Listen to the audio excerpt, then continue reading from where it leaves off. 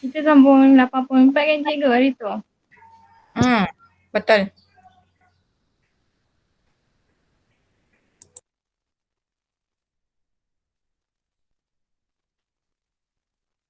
Saya sambung je cikgu.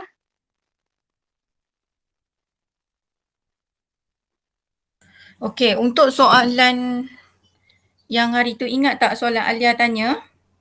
Apa perbezaan pembangunan wilayah dengan pembangunan dengan Felda kan? Ingat tak Alia? Mana Alia? Ya cikgu. Ingat tak soalan? Ingat. Beza dia kan? Okey, pembangunan wilayah ni dia lebih kepada bandar-bandar besar.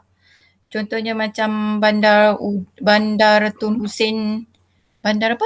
Datuk Hussein apa? Datuk Ada Tun Datuk Hussein. On. Lepas, Dapat on. lepas tu ada dekat Johor pun ada bandar. Kalau Felda ni dia lebih kepada kita pindahkan orang-orang kampung yang pedalaman pindah ke kawasan pertanian baru. Kita kelompokkan dekat dalam satu satu tanah juga, tapi dia nak kata kampung pun ya juga. Cumanya dia bukan belah-belah pedalaman. Dia kumpulkan dalam satu kawasan. Kalau kamu perasan, kalau pernah pergi Felda, pernah tak pergi Felda? Pernah. Kan dia ada Felda Jengka 21, Jengka 19, 18 kan? Kampung saya. Dia kelompokkan. Dia dah ada rumah. Lepas tu rumah dia pun kan dia sebiji kan, jarak-jarak. Tapi dia jarak tu bukan terlalu jauh. Bukan terlalu macam satu rumah kalau kawasan kampung, pedalaman kampung, dia sebelah dia akan ada hutan macam tu kan. Tapi kalau Felda ni rumah dia macam jarak dia dalam berapa? Ada 2 meter. Macam tu kan. Dia jarak dia tak, kita boleh nampak. Kita boleh nampak rumah sebelah, rumah kanan kiri, rumah depan. Nampak tak? Betul tak kan? Kita boleh nampak. Itulah dinamakan rancangan Felda. Beza dengan pembangunan wilayah. Pembangunan wilayah dia lebih kepada bandar-bandar. Okey. Maknanya Felda ni kampung lah. Felda ni nak kata kampung, dia kategori masih kampung, luar bandar. Dia sama ada kategori bandar dengan luar bandar je, dua tu kan. Dia kira luar bandar jugalah Felda ni. Oh, faham dah. Terima kasih cikgu. Okay. So boleh sambung. Tiba blank. Hitam. Saya kat dapur je cikgu. Kat dapur pula dah. Okey, lagi Adam? ada apa-apa soalan? Okey, Haikal? Ada Adam. Adam? Kerja cikgu tu 2 orang je yang hantar kan? Yang lain tak ada hati nak hantar?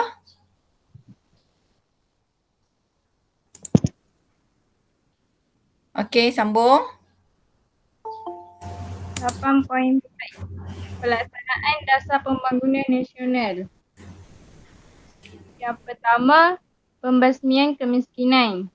Yang lain boleh nampak besar tak? Ke nak suruh Aina besarkan? Besarkan. Okey. Boleh Aina besarkan? Nampak tak? Nampak. Okey. Pembasmian kemiskinan ialah untuk menghapuskan kemiskinan tegar dalam kalangan pelbagai kaum. Pemberian subsidi dan sokongan diteruskan kepada golongan penanam padi dan nelayan. Golongan belia diberikan latihan di agensi kerajaan seperti Pusat Latihan Kemahiran Jadmara, Institut Latihan Perindustrian, ILP. Yang kedua, penyusunan semula masyarakat. Langkah menyusun semula masyarakat dilakukan dengan pembentukan masyarakat perdagangan dan perindustrian Bumiputera, MPPB.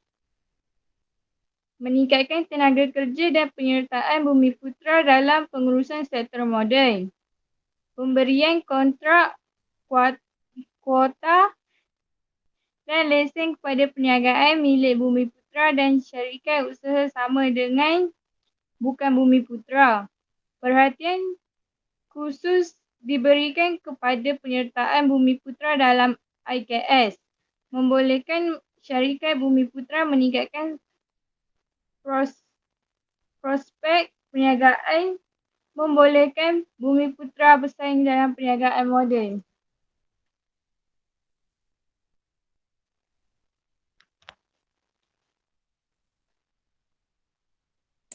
Okey, ada nak mencelah, celah je. Yang mana yang tak faham tu.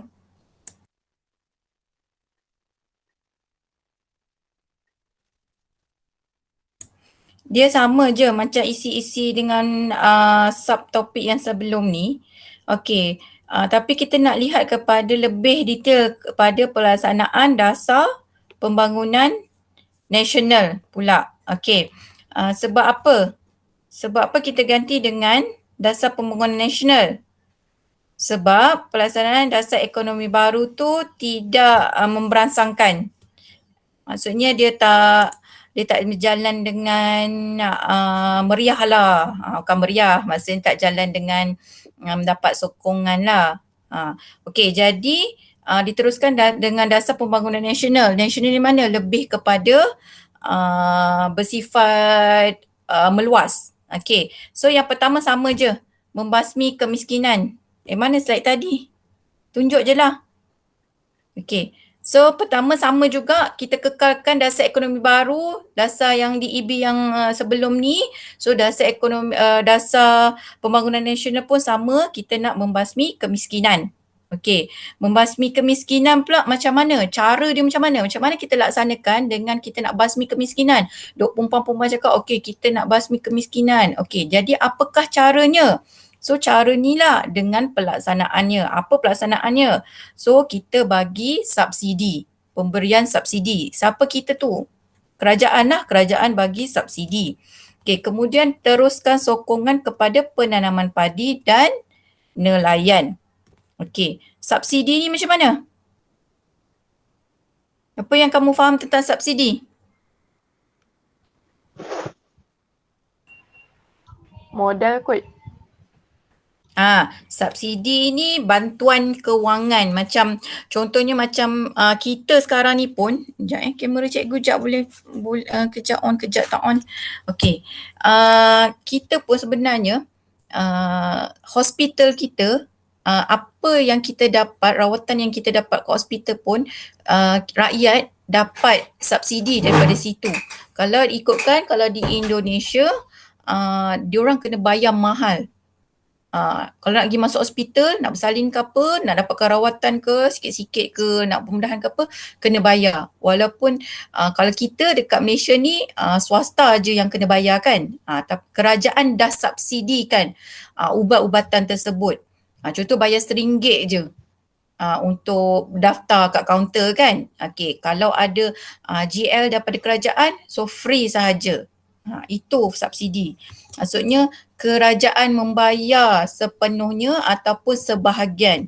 Lagi apa yang kerajaan bagi dalam segi subsidi sekarang? Apa? Dan? Kemudahan. Haikal ke Adam tu? Kemudahan. Kemudahan? Apa dia kemudahan? Banyak. Macam sekolah pun subsidi juga, subsidi kerajaan. Buku teks subsidi kerajaan. Ada 1 tahun tu semua kena beli buku teks. Waktu zaman cikgu rasanya. Dia macam yang susah-susah je yang dibagi buku teks. Yang macam golongan yang mampu, anak sikit dengan gaji yang tinggi sikit, dia kena beli. Tapi kamu beruntung. Kalau adik-adik sekolah kebangsaan, lagilah untung. Buku aktiviti pun ada percuma. Ada subsidi dia. Siapa ada adik sekolah rendah? Kalau dia tolong tengok-tengokkan kerja PDPR adik-adik dia, nampak kan ada buku aktiviti dia. Kita sekolah menengah, kita cuma ada buku teks, buku kerja, buku aktiviti kita tak ada. Tu subsidi. Lepas tu contohnya lagi, minyak. Minyak apa ni? Petrol kan? Minyak kita isi minyak kereta tu, subsidi juga. Kalau tak subsidi, sebenarnya lagi mahal harga. Sebab tu dekat Thailand ke apa, kadang-kadang dia ada seluduk minyak daripada kita. Nanjung ni yang belah-belah yang sempadan tu kan. Dia ambil juga sebab minyak kat sana mahal. Kerajaan kita dah subsidikan. Jadi memang kita patut bersyukur sebab walaupun harga minyak dalam RM2 lebih ke, kita masih bersyukur sebabnya kerajaan subsidikan benda tersebut. Okey. Terang detail dah pasal subsidi ni. Jelas pasal subsidi ni? Jelas. Okey. Yang lain ni lah, respon lah. Dengar suara Alia je. Ni mana Ain Fatihah, Aida, Jelas. Niza, Izani, Haikal Adam. Adam memang tidur rumah Haikal ke macam mana? Ke Haikal pergi rumah Adam? Tak. Tak ada? Ada Habis rumah, mana tak ada Adam? rumah. Tadi Adam ada? dia keluar kejap. Oh Dia cakap Allah. phone dia lag. Okey, sambung Aina. Yang ketiga, penyusunan semula modal saham. Penyusunan semula modal saham dalam sektor korporat terus dilaksanakan di bawah DPN. Bahagian saham kaum bumi. Cop. Tadi penyusunan semula masyarakat kamu baca je kan? Tak terangkan. Tak nampak slide lah, blank. Blank. Aina. Nampak tak? Hitam. Tak nampak. Okey, Nampak sementara dia setting tu tak nampak. Kalau nampak kita orang cakap nampak. Kalau tak, okey. Cikgu terang yang penyusunan semula masyarakat tu kan. Okey. So susun balik masyarakat ikut apa? Macam mana? Macam mana cara susun masyarakat ni?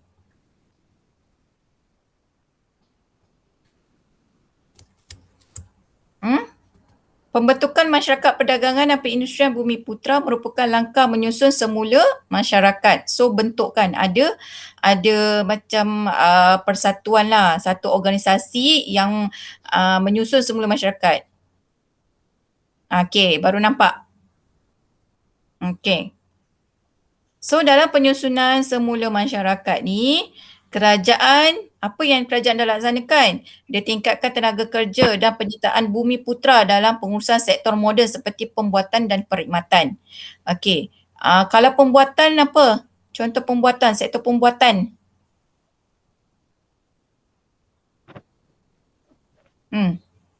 Belajar perdagangan? Perdagangan kan? Sektor pembuatan tu macam mana? Sektor perkhidmatan. So kalau dulu mungkin yang gunting-gunting rambut ke apa lebih dimonopoli oleh masyarakat Cina. Dobi ke apa kan. Okey, sekarang dah ada. Orang Melayu pun dah ada kan. Okey, sektor pembuatan. Sektor pembuatan. Makanan ni Sektor pembuatan ni lebih kepada kilang-kilang buat produk. Sektor pembuatan. Tak kisahlah produk apa. Kalau makanan, sektor makanan. Okey. Kemudian bagi latihan. Okey, dah buat pengurusan sektor tu, buat latihan dalam bidang pengurusan harta dengan etika perniagaan. Kemudian berikan kontrak, kota dan lesen kepada perniagaan milik Bumiputera dan syarikat usaha dengan bukan Bumiputera. Okey, kemudian bagi perhatian khusus kepada penyertaan Bumiputera dalam IKS. Sebab apa IKS? Sebab kita nak naikkan yang dekat bahagian industri desa tu kan, IKS. Kita nak naikkan mereka. Jadi kita bagi perhatian khusus. So dalam tu adalah subsidi ke, latihan ke, insentif. Okey. Kemudian membolehkan syarikat Bumiputera meningkatkan prospek perniagaan. Okey. Mendedahkan syarikat Bumiputera dengan teknologi baharu. So kita ketinggalan bab-bab teknologi ni kan. Jadi kita kena ikut. Okey, kalau nak dibandingkan dengan berapa? 20-30 tahun yang lepas, 40 tahun yang lepas. Zaman cikgu kecil dengan zaman kamu sekarang. Bagaimana teknologi sekarang? Teknologi sekarang tak dapat nak kejar dah. Kalau apa, apps nak edit video ke apa, macam-macam dah keluar kan. Okey, lagi apa? Yang benda-benda yang komunikasi. Dulu WhatsApp je. Lepas tu timbullah Telegram, lepas tu apa WeChat lah, apa kan. Banyak lah yang apa Kakao Chat apa benda lah, cikgu pun tak pernah dengar, tak pernah tahu kan. Tapi kamu lebih tahu. Okey. Jadi benda-benda teknologi tu, benda sekarang tu dah terkehadapan. Tapi berbanding dengan dahulu, teknologi tu masih lagi diorang tak tahu. Jadi nak kena bagi dekat Bumiputera, terutamanya dengan yang industri desa. Okey, untuk apa? Untuk kita capai ke pasaran lebih global. Tapi sekarang kamu buat TikTok pun kamu dah boleh pergi global. Betul? Ada tak TikTokers kat sini, influencer ke apa? Ada. YouTuber ke, gamers ke? Ada yang cikgu tak kenal kan? Macam dulu si Farah kan? Kenal tak si Farah? Idan. Oh, Idan apa? Pakai mana? Gamers. Okay, Farah Alisa. Farah Alisa kan student kita. Lepas tu dia Yang jadi model tu model ada. kan.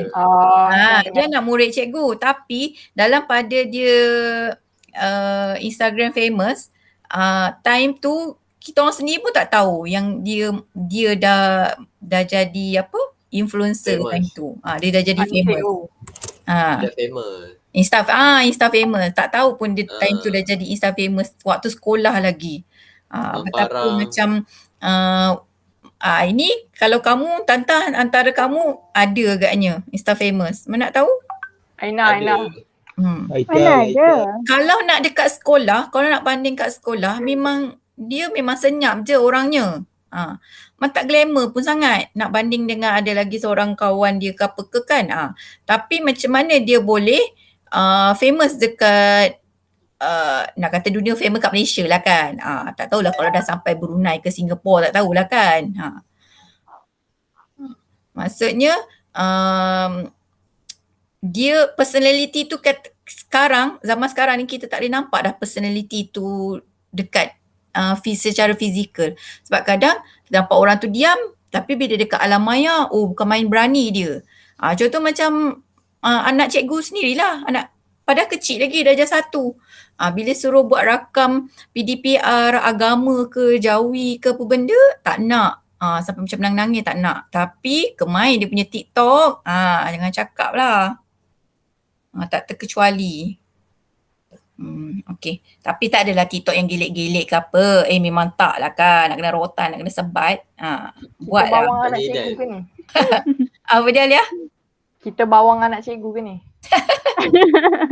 Anak cikgu yang kecil bukan yang besar tu. Apalah. Okay. Sambung.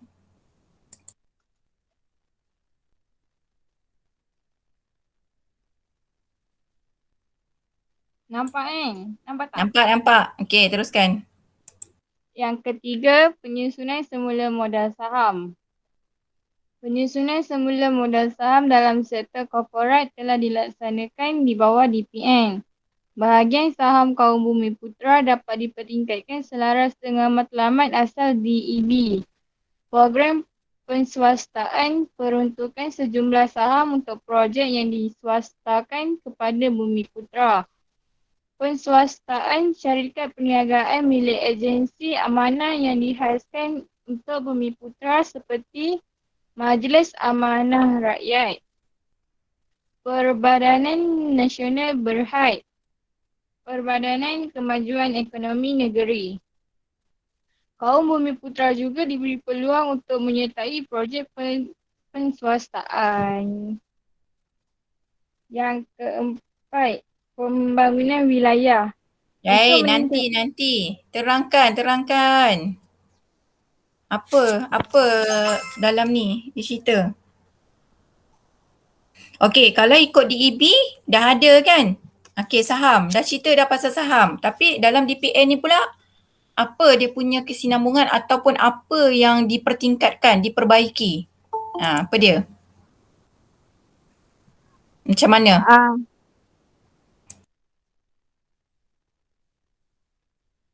Apa dia peruntukan sejumlah saham untuk projek yang diswastakan kepada Bumiputra.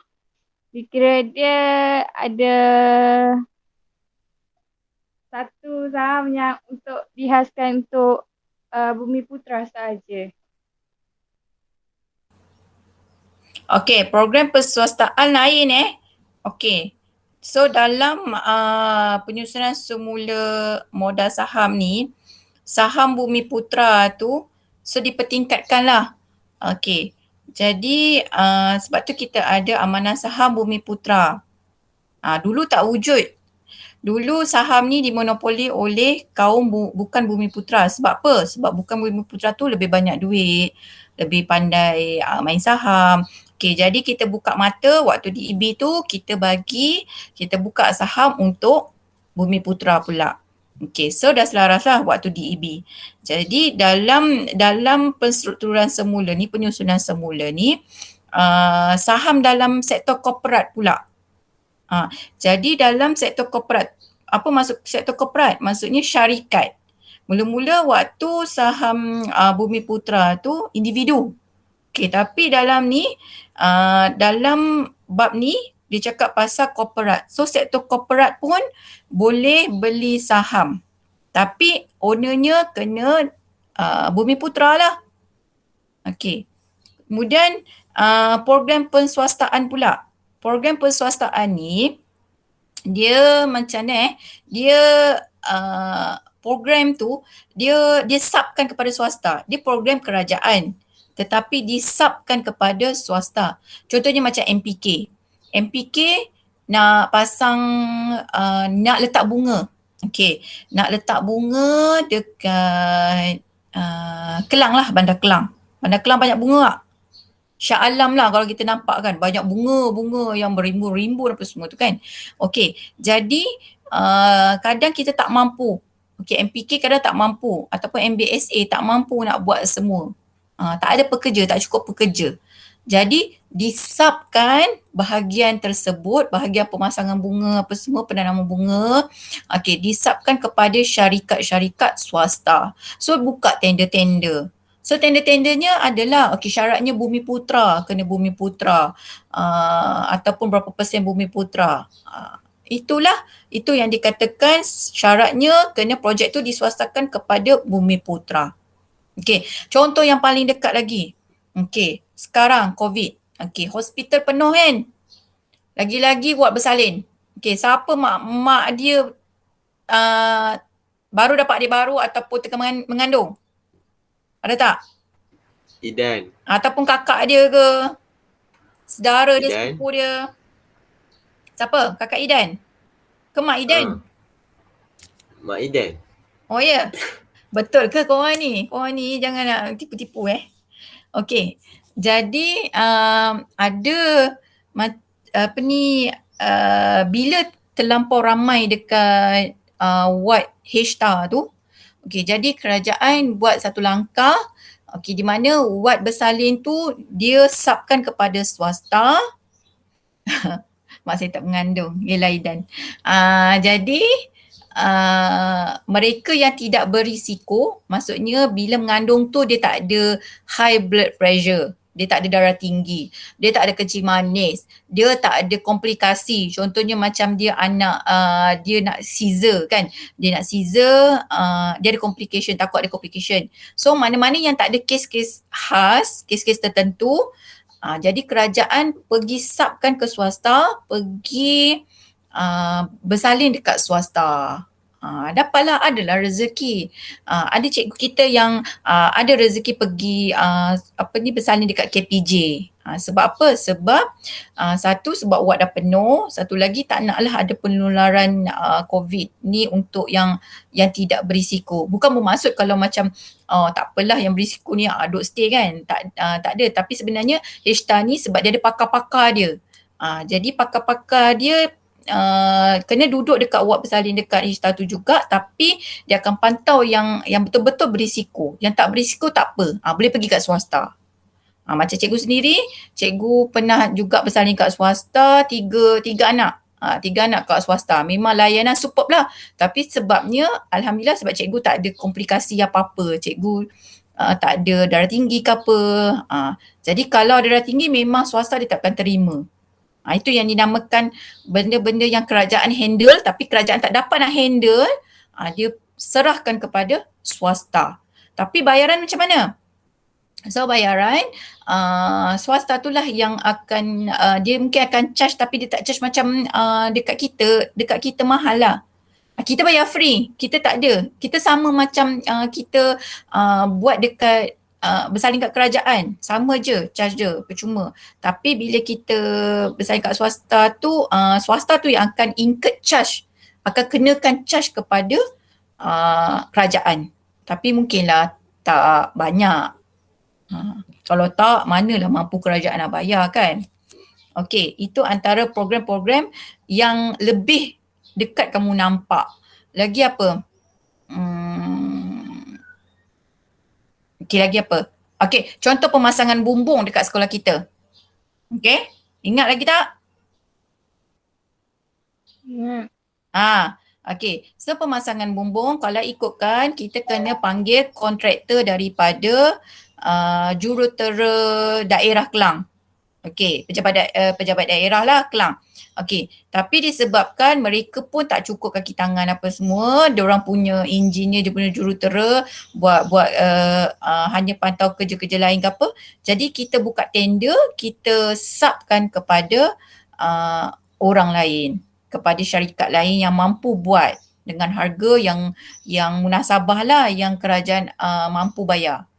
Sebab tu kita ada kontraktor lain, kontraktor swasta yang nama kontraktor tu kan Hafiz, dia yang selalu datang sekolah tu. Tu daripada swasta. Okey. Banyaklah contoh-contoh lain lagi. Okey. Sambung. Yang keempat. Dia nak tanya tak bahagian ni? Clear kan? Clear tak? Ya, cikgu. Okey. Yang keempat, pembangunan wilayah untuk meningkatkan integrasi ekonomi yang saling melengkapi antara negeri. Malaysian Agricultural Research and Development Institute MARDI, Institut Penyelidikan dan Kemajuan Pertanian Malaysia. Konsep pertanian pintar digunakan untuk meningkatkan hasil pertanian.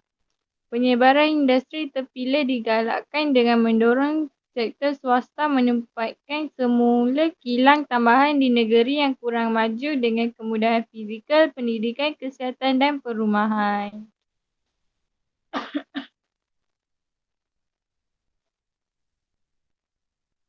Okey, terang Aina. Pembangunan wilayah ni dia macam dia nak meningkatkan sebuah wilayah tu dengan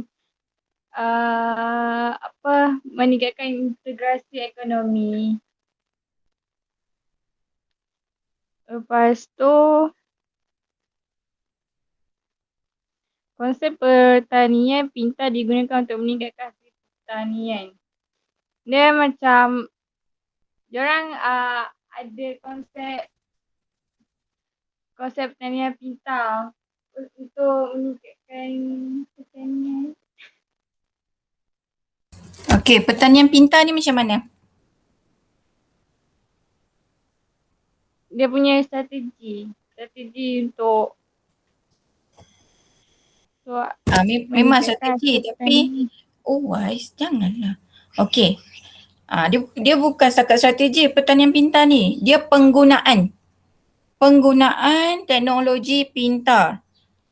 Macam mana digunakan tu? Saya tahu. Macam mana? Okey. Penggunaan biji benih berkualiti yang diusahakan 4 kali setahun dan meningkatkan hasil padi negara. Okey, betul. Maksudnya benih yang betul-betul berkualiti. Lepas tu gunakan jentera moden. Dulu kalau kita pakai sabit ke tanjak pula dah. Tajak, lepas tu cangkul ke kan. Kalau kita nak buat batas-batas ke apa ke kan. Tapi sekarang kalau teknologi pintar ni, pertanian pintar, kita gunakan jentera moden tu yang apa? Kita panggil apa? Jentera tu backhoe ke apa? Backhoe apa pula, angkat barang kan. Yang tu lah jentera yang kita nampak kat sawah tu. Okay, jentera moden. Lagi apa kalau jentera moden? Kalau sekarang cikgu pernah tengok ada drone. Drone tu dia letak yang baja yang cecair tu. So drone tu dia boleh angkat. Dia drone tu memang berat lah. Drone tu dia boleh mengangkat baja yang bentuk cecair tu. So dia akan gerakkan drone tu dan akan sembur dekat sekitar yang kawasan pertanian tu. Itu yang zaman sekarang. Okay. Pernah nampak tak? Pernah tengok tak? Drone tu. Itu ada kat majalah 3, cikgu ada tengok. Dia digunakan dekat Sabak Bernam. Sabak Bernam ada banyak padi kan. Skincan tu kan. Dia buat kat situ lah. Dia terbangkan drone tu untuk bagi baja dekat sawah padi tu. Okey, lagi. Okey, so kerajaan yang terlibat apa? Kerajaan yang terlibat adalah organisasi yang terlibat adalah MARDI. Okey, so MARDI ni apa? MARDI ni lah yang bertanggungjawab untuk meningkatkan hasil pertanian tu lah melalui konsep pertanian pintar. Okey. So lagi MARDI ni juga akan mendorong sektor swasta menempatkan semula kilang tambahan di negeri yang kurang maju. Okey. Macam kita daripada BBSS tu dulu, yang tempat kami tinggal tu dulu apa? Tahun bila yang mulanya dia menjadi sektor pengilangan kat situ, tempat perindustrian. Sedangkan waktu tahun 1990 tak ada lagi yang kilang-kilang banyak kan. Okey. Waktu tahun 2000 kot banyak kilang kat situ. Okey. Next.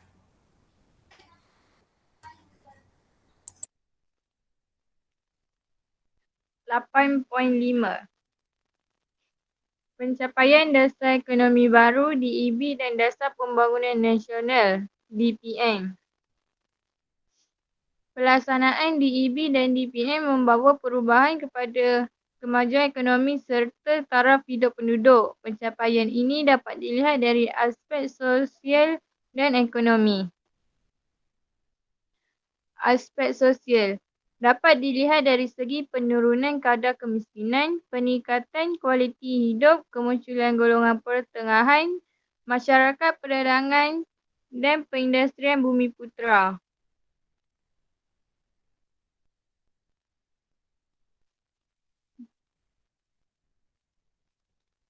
Yang pertama, penurunan kadar kemiskinan.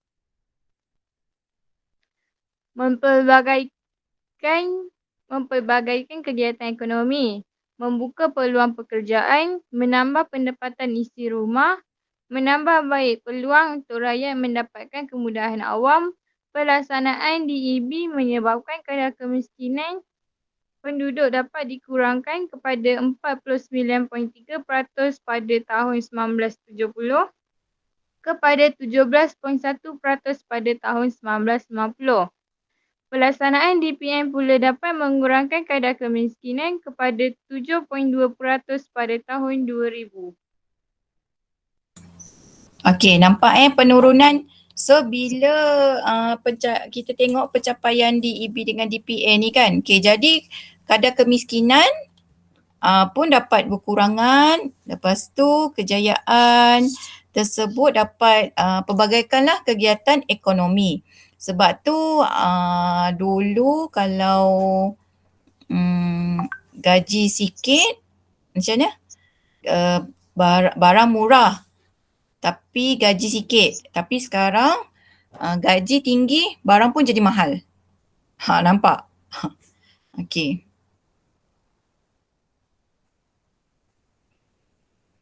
Okey, lagi.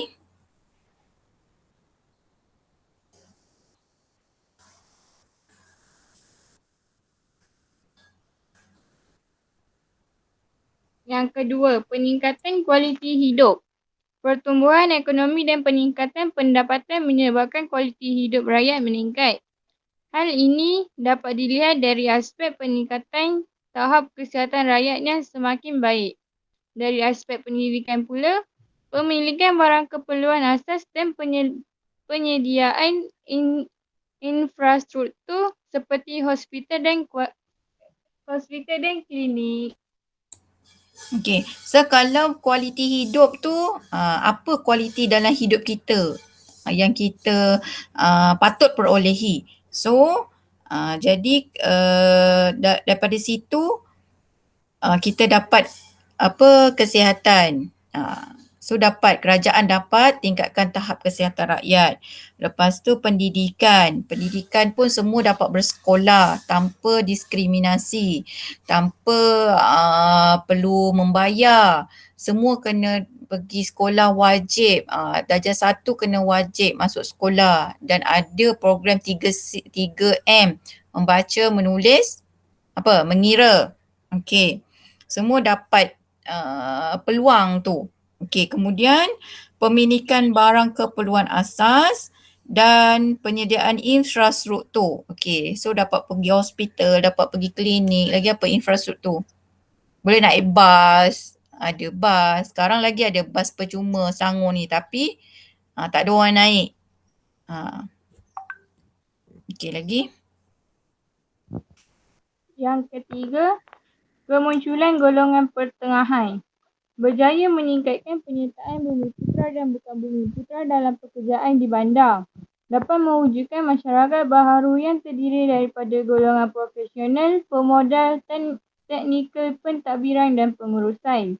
Perkembangan ekonomi menyebabkan keperluan terhadap bidang kerja ini semakin meningkat, memberikan kesan terhadap peningkatan taraf hidup rakyat, memberikan sumbangan yang besar kepada pendapatan dan kemakmuran negara.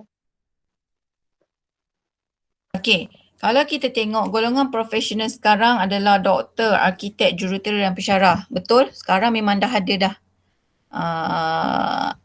golongan-golongan profesional tu. Disebabkan apa? Sebab dasar yang dahulu. Dasar dahulu dapat melahirkan apa yang kita sekarang ni. Apa yang kamu nampak sekarang ni, apa yang kamu nampak kat cikgu-cikgu sekarang, apa yang kamu nampak dekat mak ayah kamu sekarang. Okey, jadi kalau kamu sekarang ni, apa yang kamu nampak kejayaan atau kejaya yang akan datang? Hebat ni. Siapa yang boleh buka kamera tu buka lah, nak tengok je kat muka. Okey, bagaimana? Adakah golongan-golongan profesional sekarang dia akan sama dengan 20 tahun yang akan datang, 30 tahun akan datang? Umur kamu tu nanti 40, kamu berapa? 18, 17. 20 tahun akan datang, 30, umur 37. Agak-agak golongan profesional waktu tu ataupun golongan yang berkejaya, golongan yang kejaya dia boleh mendatangkan hasil yang lumayan. Kalau sekarang kita nampak macam arkitek, jurutera kan, engineer, okey, gaji tinggi. Okey, lagi apa? Apa lagi yang gaji tinggi? Tapi zaman-zaman kamu ni mungkin tak nampak dah tu sebagai gaji tinggi. Berbalik kepada yang cikgu cakap tadi lah. Bila nampak orang buat YouTube, so nak jadi macam dia, YouTuber, boleh dapat gaji tinggi, tak payah belajar tinggi-tinggi pun boleh dapat gaji tinggi, boleh dapat hasil yang tinggi, bukan gaji. So hasil yang tinggi, boleh jadi founder produk kosmetik. Lagi apa? Gamers. Benda-benda tu mempengaruhi kamu punya mind setting. Betul tak? Ke tak terpengaruh? Ke masih lagi dengan cita-cita? Okey, siapa yang masih lagi mengekalkan dengan cita-cita tu, harapnya kekal lah. Okey, pendidikan ni memang wajib, ilmu ni memang wajib. Memang wajib kita cari, gali. apa je ilmu yang ada untuk kita punya masa hadapan. Tak kisahlah kalau orang kata, tak apalah aku tak pandai dulu, bodoh ke apa ke kan.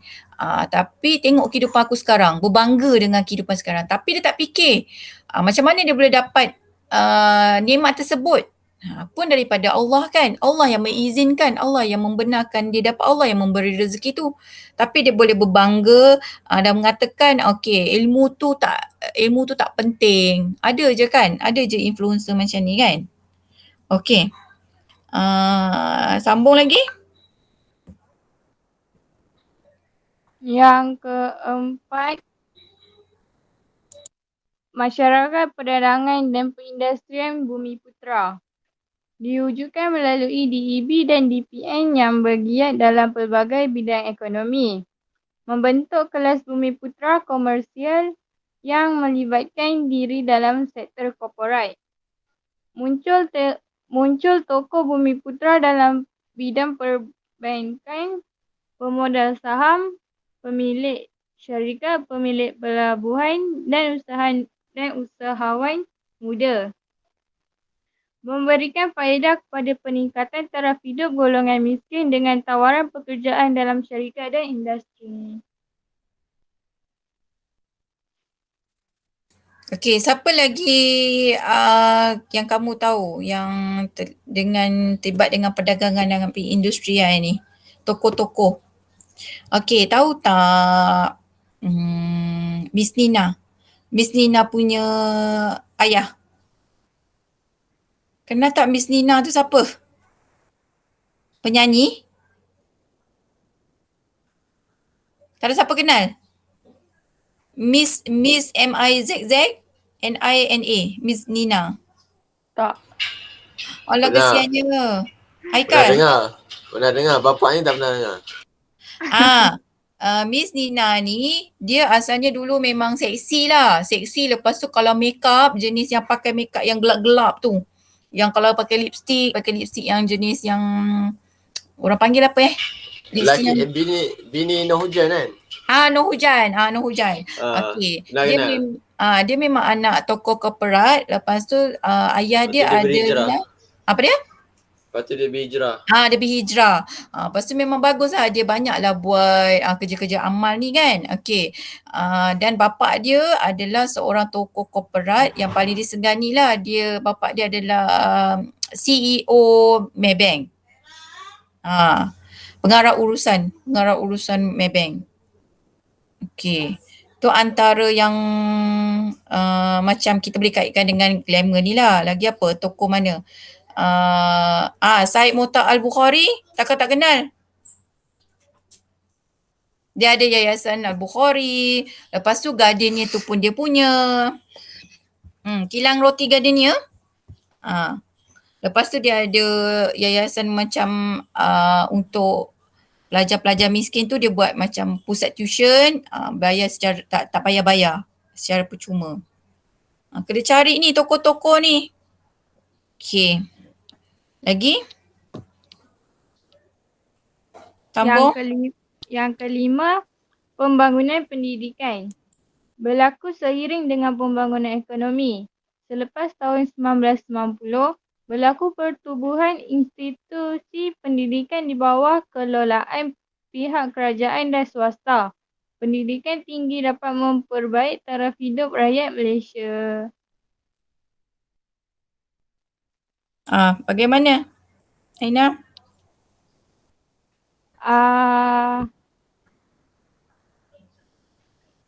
Selepas tahun 1990 tu makin banyak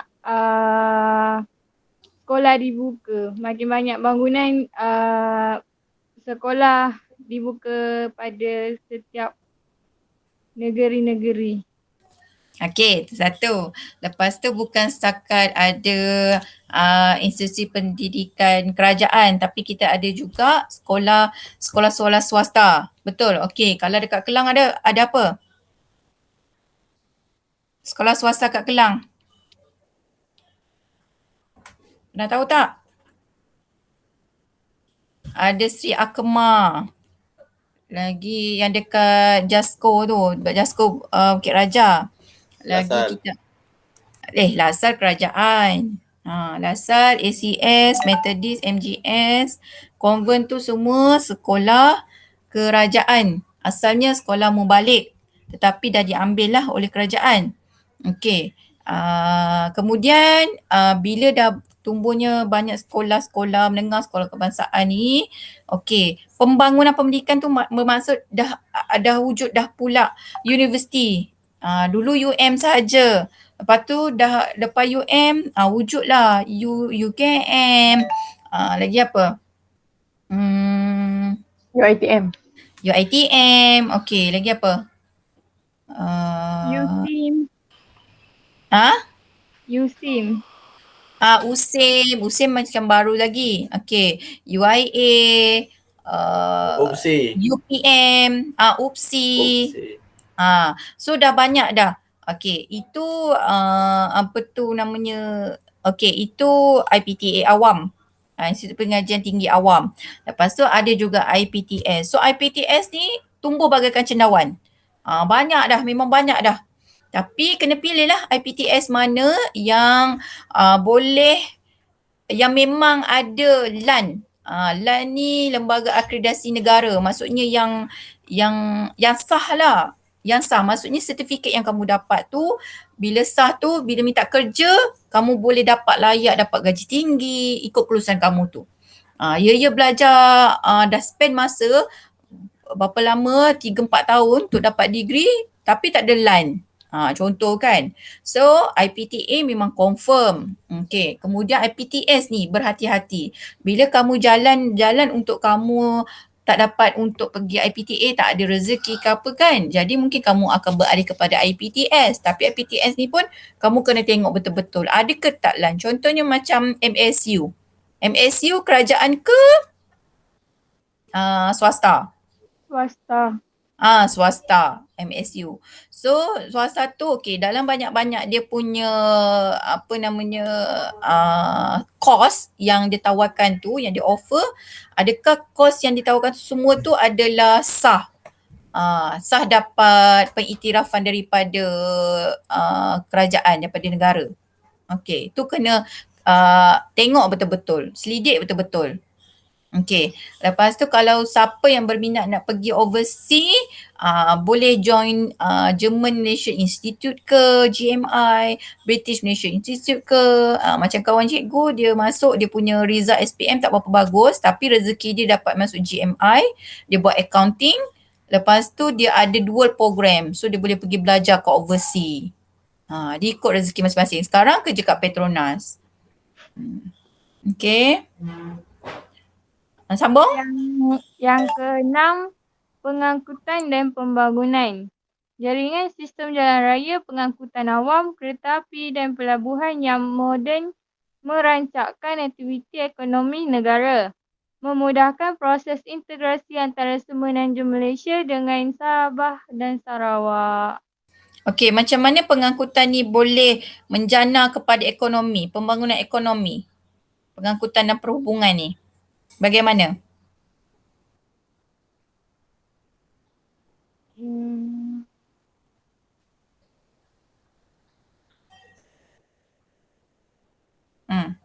Macam mana kita bina LRT, MRT yang makan berjuta-juta ringgit ke apa? Lepas tu kita buat stesen apa lagi? Kita buat apa lagi perhubungan? Kita ada KLIA, KLIA 1, KLIA 2. Dulu tak ada KLIA, dulu hanya ada apa? Pelabuhan. Kita ada lapangan terbang dekat USJ je kan, dekat tu. Okey. Apa dia punya implikasi kepada kerajaan yang dikatakan boleh membangunkan ekonomi negara, sedangkan kos nak buat tu berjuta-juta. Nak buat KLIA Sepang tu banyak tu kos kan. Okey, bagaimana? Macam mana yang dikatakan?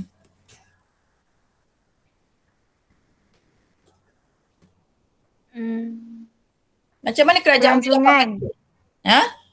Zani? Nak dekat Dia dah tu. meningkatkan pelancongan.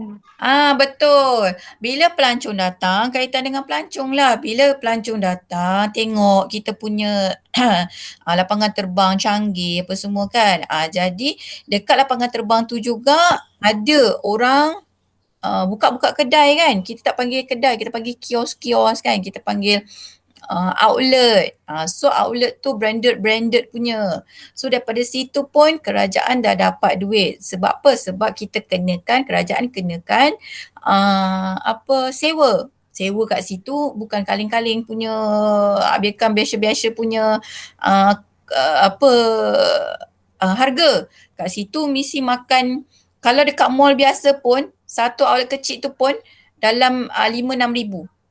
Kalau outlet yang kecil-kecil kat luar tu, yang pasang troli tu, itu pun, yang sewa tapak tu pun dah 3,000.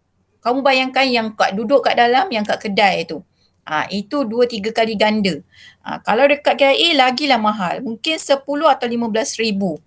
Sewa saja. Kamu bayangkan macam mana dia orang dapatkan income daripada situ. Ini lagi-lagilah pandemik macam ni, tak ada pelancong yang masuk. Pelancong masuk datang ke butik-butik kita dekat KIA itu sebab barang-barang yang ada jual kat situ mungkin tak ada dekat negara dia. So daripada situ pembelian yang diorang boleh survive. Tapi bila dah jadi pandemik ni macam mana nak survive? Kan? Kalau ikutkan memang ramai yang peniaga-peniaga ni terkesan lah. Okey. Situ yang boleh membangunkan ekonomi. Okey, lagi. Next, perkembangan wilayah. Perkembangan wilayah. Perkembangan ekonomi melalui DEB dan DPM menyebabkan kemunculan beberapa bandar baru. Jengka ditubuhkan melalui projek segitiga jengka oleh Felda. Mempunyai pelbagai kemudahan perkhidmatan yang disediakan seperti pejabat pos, bank, hospital, institusi pendidikan, stadium mini, pusat perniagaan dan pejabat pentadbiran kerajaan.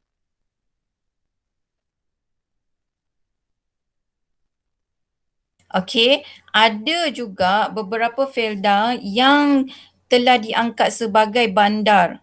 Okey, so contohnya Bandar Tun Abdul Razak. Okey, kat sini dia tulis. Okey, jadi tak semua Felda tu berada di luar bandar. Ni kan. Tapi ada juga Felda tu dia dah berkembang menjadi sebuah bandar dan akhirnya adalah contohnya Bandar Tun Abdul Razak. Okey. Ada. Okey, lagi. Apa? So bandar tu, wilayah tu dia boleh berkembang disebabkan ada apa? Perkhidmatan yang disediakan. Ada pejabat pos, ada hospital, ada klinik, ada bank, ada institusi pendidikan, stadium mini, pusat perniagaan dan pejabat pentadbiran kerajaan. Lepas tu ada juga kilang yang beroperasi juga dekat situ. Itu dikatakan wilayah bandar. Cikgu. Okey. Cikgu. Ya.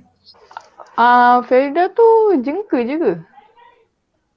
Most of them lah. Kata biasa kita panggil Felda, kita memang Temeluh.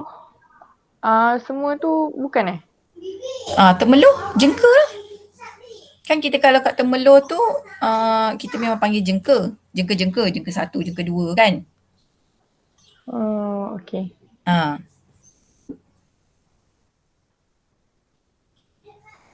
Bahagian yang kedua, dari segi aspek ekonomi.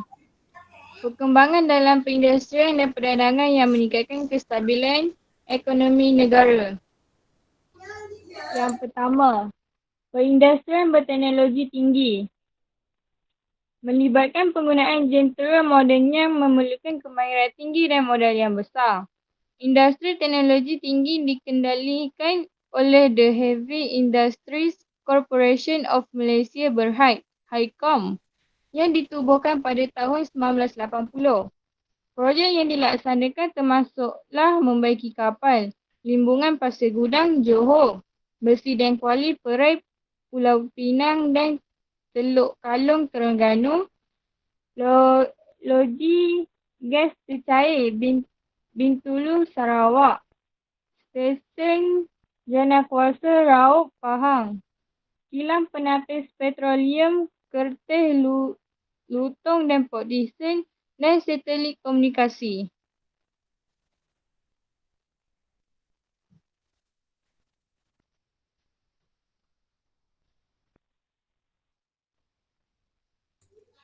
Okey, macam mana? Berteknologi tinggi ni, perindustrian berteknologi tinggi. Diorang menggunakan jentera-jentera yang moden dan mengambil modal yang sangat besar. Okey. So contohnya projek yang terlibat dia baiki kapal. Okey, lagi ada loji gas tercair, ada stesen janakuasa, ada kilang pelapis petroleum. Lepas tu ada satelit komunikasi. Tu benda-benda yang memang high punya teknologi kan. Okey, sambung kawasan perindustrian baru. Kawasan perindustrian baharu. Pelaksanaan DEB dan DPM mewujudkan pelbagai bentuk kawasan perindustrian. Estet perindustrian. Estet perindustrian dibangunkan oleh Perbadanan Kemajuan Ekonomi Negeri (PKEN), pihak berkuasa pembangunan wilayah dan pihak swasta. Dibangunkan sebagai bandar terancang yang mengandungi kawasan perumahan, pusat perniagaan dan perindustrian serta pusat rekreasi. Yang kedua, Taman Teknologi Perindustrian. Taman Teknologi Perindustrian merupakan pusat penyelidikan dan pengembangan industri. Pusat ini di Pasal bawah suara makin tenggelam. Yang kedua, Taman Teknologi Perindustrian. Taman Teknologi Perindustrian merupakan pusat penyelidikan dan pengembangan industri. Pusat ini di bawah Kementerian Sains, Teknologi dan Inovasi Malaysia. Kementerian ini dipertanggungjawabkan untuk menjalankan penyelidikan dan inovasi.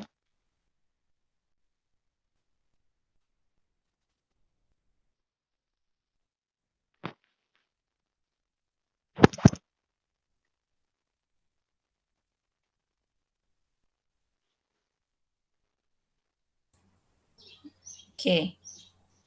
Dah. Lagi? Yang ketiga? Zon perindustrian bebas dah? Okey. Yang ketiga, zon perindustrian bebas. Zon perindustrian bebas merupakan kawasan perdagangan yang diberi pelepasan cukai atau tarif sebagai insentif. Tujuannya menarik pengusaha melabur dan merangsang ekonomi sekitarnya. Kawasan ini digunakan oleh syarikat multinasional seperti Sam Derby Berhad, Axiata Group Berhad dan Proton Holdings Berhad. So zon perindustrian bebas ni kat mana? Ada kat mana?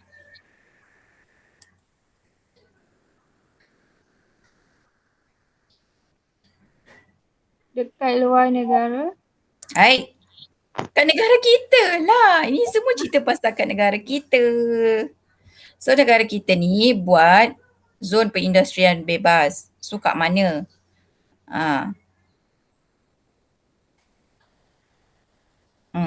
Kat mana? Langkawi. Langkawi. Okey, Langkawi termasuk dalam kawasan perdagangan pelepasan cukai. Okey. Lagi mana? KLIA. KLIA. Okey, bagus. Okey. Next, kenderaan buatan Malaysia. Kenderaan buatan Malaysia. Penubuhan HIKOM dan Kajian Dasar Perindustrian Malaysia pada tahun 1983. Industri kereta tempatan dipelopori oleh perusahaan automobil nasional Proton dan perusahaan automobil kedua Perdua. Proton ditubuhkan pada 7 Mei 1983, manakala Perdua pula ditubuhkan pada tahun 1993. Motosikal dan enjin nasional Sdn Bhd Modenaz merupakan syarikat pengeluar motosikal nasional yang menghasilkan pelbagai model motosikal kecil 200cc untuk pasaran tempatan dan antarabangsa. Nampak? Mula-mula kita ada Proton, lepas tu kita ada Pro 2. Kan? Itu syarikat kereta. Okey, pengeluar kereta. Okey, cakap pengeluar kereta industri tempatan lah. Okey, kemudian ada motosikal. Alright, itu rasanya semua pun tahu. Okey, ada apa-apa soalan? Boleh? Okey, cikgu dah hantar kamu punya kerja, cikgu dah semak siapa yang dah hantar dengan cikgu. Siapa yang dah hantar dekat Telegram tu cikgu dah semak. Izani tak ada, tak hantar. Idan, diorang je Alia dengan Ikmal je. Aina pun tak hantar. Macam mana ni kerja-kerja ni? Okay, tolong hantar mana yang belum hantar tu. Okay, nanti kerja hari ni kita buat tu lah nota je. Tambah nota buat 8. Alright? Ada apa-apa soalan tak? Tak ada. Ada. Cikgu rasa dah jelas dah. So,